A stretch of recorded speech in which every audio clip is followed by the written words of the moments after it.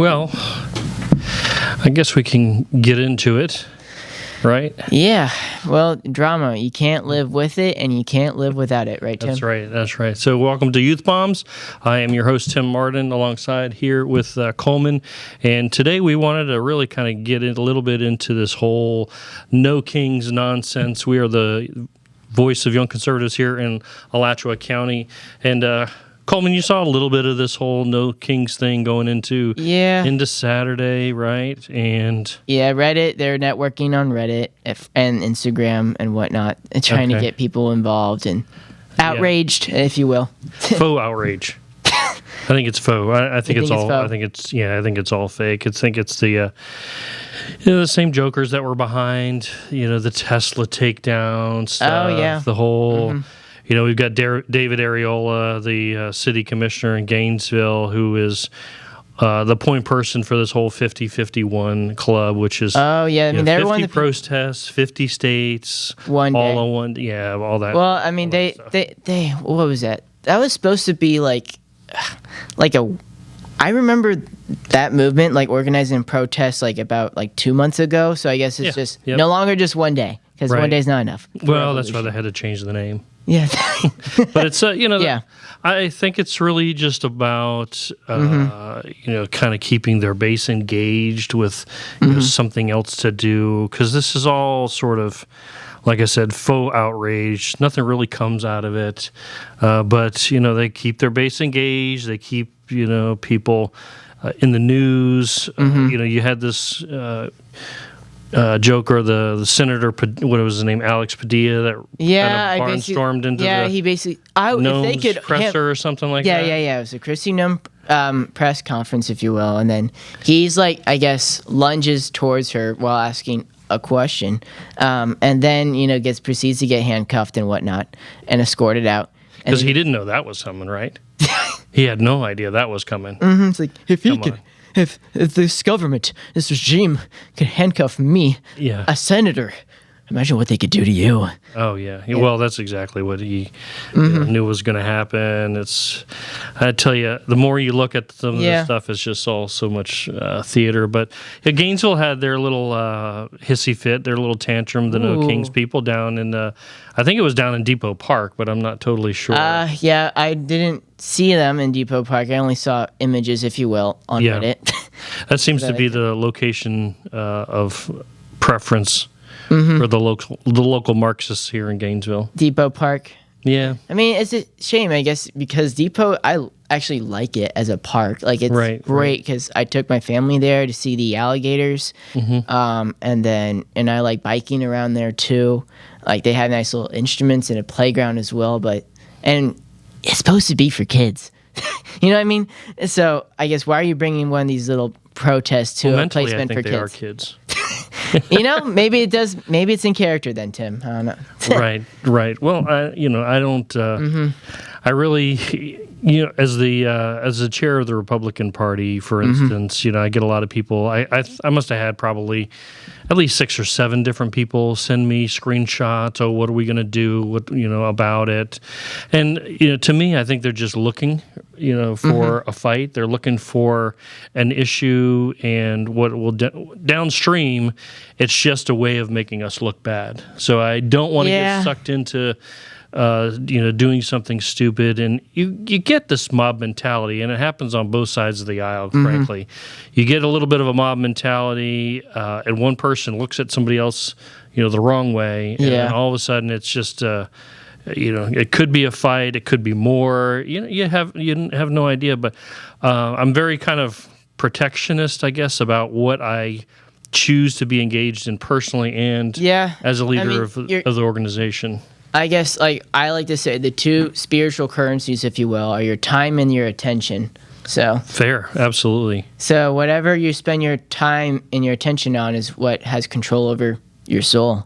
Ooh. So right. And I, to that point, I guess there is an element that I don't want to be doing this on their terms. Sure. Either. I guess you do. Yeah, you don't want to accept sort of, because they define all these terms, if you will. If you sort of speak in their language, you buy into their narrative. Yeah, fair enough. And I hadn't heard if this was going to be multiple days. I'm kind of the No Kings. Well, it was just sort of a one-day thing, I guess. Well, it's I don't know like when they plan this out in advance, but I do know I was on June 6th when ICE conducted raids in multiple locations in Los Angeles, and then that started a series of riots in the area, and then that only added, I guess, national momentum, if you will, leading up into what we had on Saturday, which is the No Kings protests. Yeah. And I also, if you notice a pattern, audience, that most of these civil unrest protests happen this summer. Why? Because a lot of their militant engagers are university students. So, and they need them to be free in order and have free time in order to engage in these things. So, they need summer jobs. Yeah, why not get hired by like the Sunrise Movement or the ACLU or Indivisible, Move On, or 5051 in this case, or Act Blue or something like that. Or the Southern Poverty Liberty. Southern Poverty Law Center. Liberal Center. Yeah. Yeah, it is a law center, but they're just a left-wing hate group causing issues. But I'm kind of looking online here at a couple of things. The Gainesville Sun, ran an article today about protests in Naples and Tallahassee, Pensacola, and Mar-a-Lago. Strangely enough, though, they didn't mention the ones in Gainesville. I think that's kind of odd. Maybe just wasn't enough to really report. Yeah, I mean, you think the Gainesville Sun would report on Gainesville? Yeah. Okay. Well, it's affiliate, so it's USA Today stuff, and they just kind of, the Gainesville Sun. I don't know how financially feasible it is to have a staff all weekend anymore. Well, they have staff in this area. I interact with some of the staff. Oh, really? Yeah, okay. Being elected official and that's. I'm sure they they request for comment like several times, probably. It is, and so the premise. Let's kind of go back. Maybe we should. So what was your understanding of the premise of the whole No Kings title? Let's just call it a title because I don't think it's an independent movement by any means. Like I said, I think it's just affiliated with all this other. Same stuff, same movie, different actors. Yeah. So, so I guess it was coinciding with. I have a little excerpt here. Grock helped me out with this, but coinciding with the military parade in Washington D.C., marking the Army's 250th anniversary and Trump's 79th birthday, the protest rejected perceiving king-like behavior and militarization of democracy. Yeah. So I guess they picked this day because maybe in D.C. because there's a military parade, God forbid, and it's the president's birthday, God forbid, and it's the Flag Day, God forbid. Right. It looks like fascism. Yeah. It looks like North Korea. Right. So, that's sort of why, but also I think it's because the administration is choosing to exert its authority, especially over migration issues, that this is fascism now, and therefore it's like, we can't have a king, therefore, we're going to protest. Yeah. And, of course, ICE seems to be, like, the focus here. Like, I think the number one focus that left-wing groups want to hone in on is ICE and, like, the deportation of people who are here illegally. And I think it's just because that's the issue that could pull on most people's heartstrings. Like, and I think they're targeting low-information people as well, and then easily conflating, like, I don't know, the people, say, who are, like, visa holders, and then maybe they wrote an op-ed criticizing Israel, and, like, maybe that's a questionable decision versus, I don't know, the rapists, gang members, et cetera, that are the principal target of these raids, and especially the raids that happen in L.A. this time around. Yeah, that's a whole nother episode, what we got going on in L.A. for sure. But it's kind of funny. I wonder how many of these people will actually show up on the real No King's Day, which is July 4th, in a little less than a month, right? I know, and that right? was the purpose of July 4th, was to get rid of the king. Yeah, I'm glad you bring that up, Tim. That should be our No King's protest day. Yeah. Yeah, it definitely is the Patriots' No King's Day for sure. But I always get a kick out of looking at some of these pictures, and I got a couple here. Yeah, where they're talking what are some about of the slogans. I have a few I saw. Like one of them was "Justice is best served on ice." Oh, okay. I mean, good one, but yeah. Yeah, well, I always see the no democracy, protect democracy or whatever, which is I can't stand the word democracy. Yeah, it's, as I tell people, it's three wolves and sheep trying to decide what's for dinner. Yeah, right. But, yeah, that's a fair analogy. There's also always with the communist fist. Have you ever noticed that? It's always the communist fist. Yes, and you've pointed that out in one of our Alachua County meetings. Right? Yeah, it's like, hey, everyone, just so you can identify how these people, network and whatnot, it's always the fist. Yeah. But, I mean, we've sort of had an attempt by, I guess, our president to redefine that fist and turn into like an empowering fight type of thing. Well, I've seen Trump use it, actually. Right. But I think it's a different context. I don't think that most people really understand, that I kind of pay attention to this stuff, so I know where the symbolism and the black, the yellow, the red, right? I mean, the same fonts, and all that kind of stuff. Usually, the fist same is websites. Like the fist is actually very similarly visually designed as well. So it's almost the same. Exactly. It's almost the same every time. It's pretty easy to, Stop pretending your racism is patriotism. And what's kind of a joke here, and it always is. I mean, you see it, everybody always sees it. It's the hypocrisy is palpable. You can cut it with a knife because the whole stupidity of claiming that Trump is a fascist, when just a couple years ago you had a government under Biden that was trying to lock everybody down. Yes. It was printing money going out of style. It was locking people up for not wearing a mask and trying to control everybody's life from top to bottom, left to right. Yeah, correct. And, where does that fall on the fascism spectrum? Can you just remind me of that? Oh, wait. Fascism is any government authority that you don't agree with. Well, according to them, right? Yeah. So. So no thrones, no crowns, no kings. Okay. All right. Whatever. So I guess we can probably do another episode about that. But apparently that state legislator up in, was it Minnesota? Yeah. That was killed. The person who did it claimed that there was, or had left flyers with no kings on it. Yeah, or something like that. So it wasn't a little bit of tie-in, I suppose. Maybe. I mean, it's hard to say for sure, but you could say that. I mean, a lot of the evidence that's been collected so far that guy in particular had what is it? I guess he was like Republican registered, but like had no party affiliation. I guess advocated against, part of like Christian evangelicalism network, preached against at one point, like against abortion rights and then LGBTQ. It's a mixed bag, honestly. It's hard to really put a label on him. You know what I mean?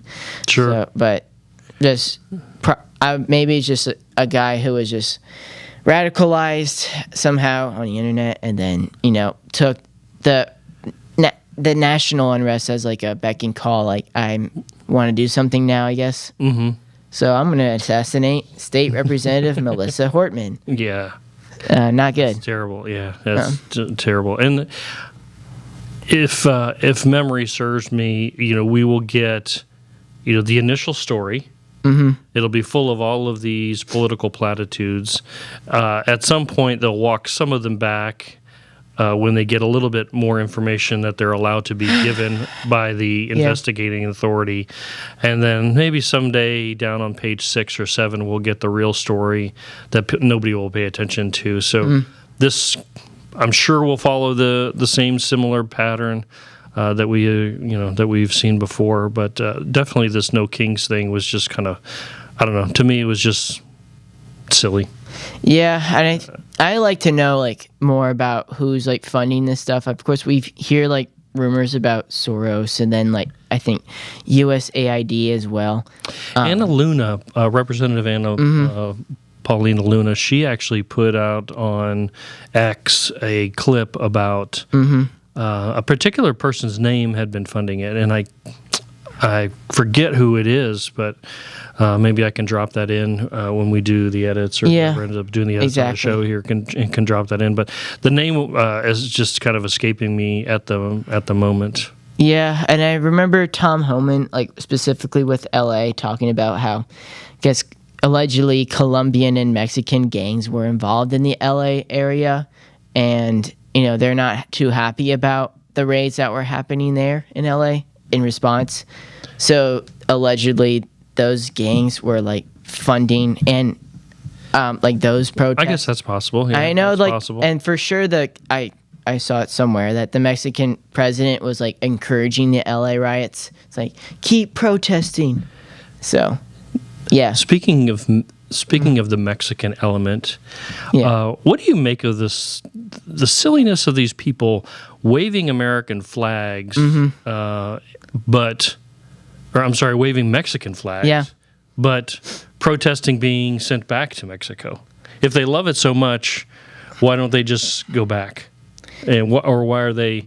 I mean, we're offering to basically give them free transportation back there, and I mean, I know the answer is because it's not about that at all. But I don't know. What's your take about that? On the surface, it's ironic, sure, but I guess if we take the rumor that Mexican cartels or gangs were heavily involved in Los Angeles, then waving the Mexican flag there would signify, we want to retain political control, albeit corrupt and criminal control over this area. Yeah. It could also just be like a form of nationalism, since we have a right to impede on your territory. What are you going to do about it? So, well, there's the element of a certain segment of that population is convinced that, America stole their land, it's still Mexico, could be and that, there's that whole narrative. And I think it's sort of, when you look at the left in particular, and you look at this rainbow coalition, every one of those colors represent a different people group. So you got to sell that people group on a separate narrative that speaks to them, whether it's women, whether it's people with a different sexual orientation or a different sexual lifestyle, or different economic class. It's always these wedge issues to be able to sell it to that segment, and they build that coalition of all of those different people. That's truthfully their strategy. But have you got a kind of a kick out of how the left is all of a sudden found the Constitution again? They found it because it's convenient for them to argue against the actions that they disagree with. And you can't take these people serious anymore. It's amazing that anybody takes them serious anymore. I mean, I take them seriously insofar as like their threats of violence are concerned, right? If they mean violence, they mean it. So, well, I think you. I don't take them seriously intellectually, but I take them serious insofar as like what they're threatening to do. I think that's fair. I actually had somebody comment on the thread I saw earlier today. Not only had they apparently found the Constitution, but I guess the new Pope, put out some tweet about condemning nationalism. I can't remember exactly what it was, but it had to do with something that was, playing into the left's narrative. So apparently they've also found religion now, after trying to undermine the churches and split up families and, demonize anything related to Christ or organized religion. Apparently now they've found some element of the Pope that is confirmation bias for them, right? So they've got to now they've got to put that out. It's just so ridiculous. I really struggle to take these people serious. I mean, maybe the threats is something I should explore a little bit more and maybe take a little bit more serious, but 95% of what I see is just a bunch of keyboard warrior nonsense. Yeah, right. There is the fact that they're getting out in the streets, and I respect the fact that they at least get people, to move and get them off their couch, and they're actually, was doing stuff, right? Yeah, one parody, I guess it was RFK Jr. AI talking about, this was actually my successful program to get people healthy again, like the lefties healthy again, by getting them to go outside. That was. It's funny. The same narrative was spoken about with Michelle Obama. Oh, really? Believe it or not, yeah. Back in the day, that's crazy. Well, she was. Everybody was out protesting Trump. I think maybe it was in a lead into the Trump 1.0, and it was. Getting people out to protest, and they were making fun of the fact that, well, I guess Michelle Obama finally got people off their couch and exercising, but all they were doing was protesting and breaking windows and all that stuff. I mean, yeah, and I'm like, used to have friends like who were involved with like the Sunrise Movement and Black Lives Matter, so I'm like very familiar with like how they think internally. Like they have their good intentions are exploited. That's the end of the game. Like their good intentions, like, oh, we don't want, black people brutalized by the police, or we don't want, the climate to be harmed. They just take those good intentions and then run with it. And then with the Sunrise Movement, to the point of them like putting kids on the front line so that they can get arrested. So well, that's no different than people like Hamas using kids as shields in Gaza, right? Yeah, I mean, it's a little different degree. It's more extreme, but yes, it's the same logic. Yeah, right. It is the same. It's exactly the same logic. Another thing that the Sunrise Movement does is when they're like occupying, like say federal or government buildings, they'll like start singing. So and like of course again put the youngest people on the front line so it looks innocent, right? It's all about optics. Yes, exactly. It's the optics.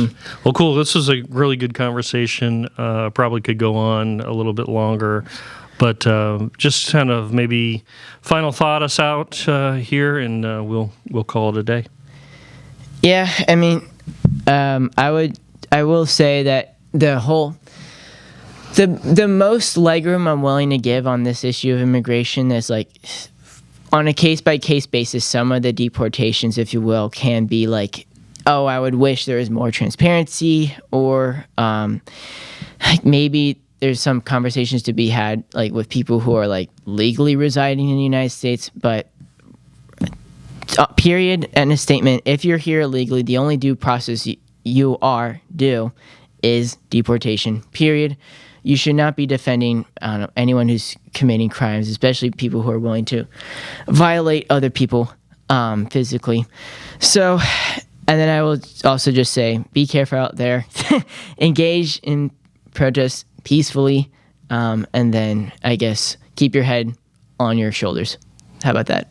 Fair enough. Well, thank you all for joining us here. Another episode of Youth Bombs. If you want to get in touch with us, just shoot us an email, youthbombs@alachoarepublicans.com, and we will see you next time. Thank you for tuning in. Have a good one.